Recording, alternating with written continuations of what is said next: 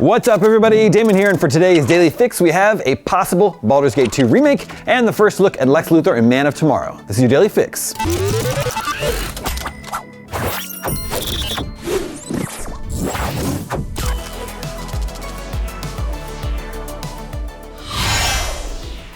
Presented by Universal Orlando Resort and its newest theme park, Universal Epic Universe. An official Baldur's Gate 2 remake is reportedly in the works at Wizards of the Coast. PC Gamer reported that it is likely that BioWare's Baldur's Gate 1 and 2 will both get remakes ahead of the release of Baldur's Gate 4. The publication said former BioWare developer and Baldur's Gate 2 co-lead designer Kevin Martins is working on the remake. There's the suggestion both remakes will launch together.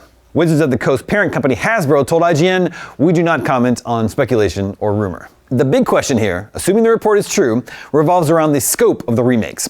It seems unlikely we'll be getting Baldur's Gate 1 and 2 remade in the Baldur's Gate 3 style, given how long it would take to convert the many hours of content both games offer, combined into something in keeping with Larian's role-playing masterpiece. Perhaps Hasbro views remakes as a stopgap between the phenomenally successful Baldur's Gate 3 and the inevitable sequel, which has astronomical fan expectation to navigate. With Larian leaving Baldur's Gate and indeed Dungeons & Dragons behind to make the next Divinity game, there are big shoes to fill. Baldur's Gate was BioWare's second game, released on PC in 1998 and published by Interplay. It did well enough to spawn a sequel in 2000, which, like its predecessor, took place in the Forgotten Realms. Both original games use an isometric perspective and pausable real-time gameplay, with the player controlling up to 6 characters. In case you forgot, there's a Baldur's Gate 3 HBO TV show in the works, one that will continue the story from the game, much to the surprise of everyone. Moving on, James Gunn has posted a first look at Nicholas Hoult suited up in full body armor as Lex Luthor on the set of his Superman sequel, Man of Tomorrow.